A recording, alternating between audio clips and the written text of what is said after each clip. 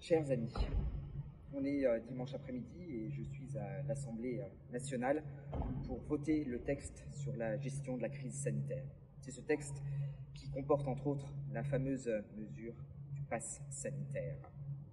Je sais évidemment combien ce pass fait débat parmi vous et je peux tellement entendre vos réticences, voire la tristesse ou la colère de certains. J'entends aussi ceux qui considèrent que cela les prive de leur propre choix quant à leur santé. Mais j'entends aussi nos hôpitaux et notre personnel soignant.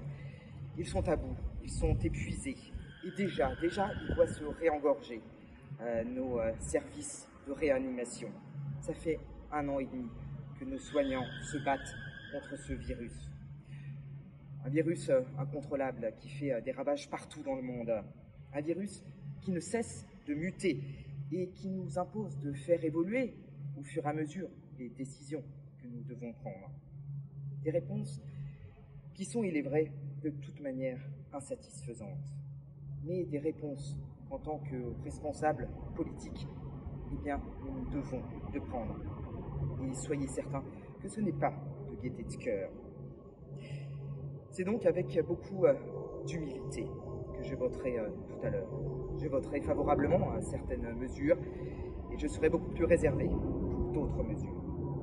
Je voterai avec beaucoup d'humilité parce que ce virus bien déroute la communauté scientifique, parce que cette pandémie impose aux gouvernants du monde entier de prendre des mesures qu'aucune démocratie, en temps normal, il est vrai, ne peut en effet accepter.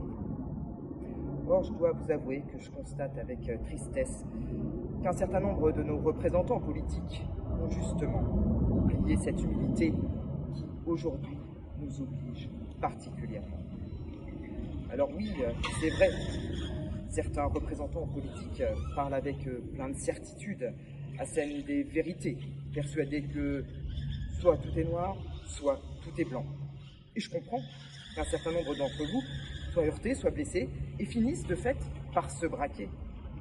Je me refuse, personnellement, à fustiger les uns ou à balayer d'un revers de la main les autres. Notre société est déjà terriblement amoindrie, et elle est encore davantage fragilisée par 1 an et demi de cette crise sanitaire. Au cours de mes votes sur toutes les lois concernant la crise liée au Covid, j'ai toujours fait en sorte d'essayer de tenir un équilibre pour que les décisions terriblement difficiles qui sont prises au final ne fracturent pas encore davantage notre société. C'est ce à quoi je suis fondamentalement attaché et c'est l'esprit avec lequel je vais maintenant en séance poursuivre les débats.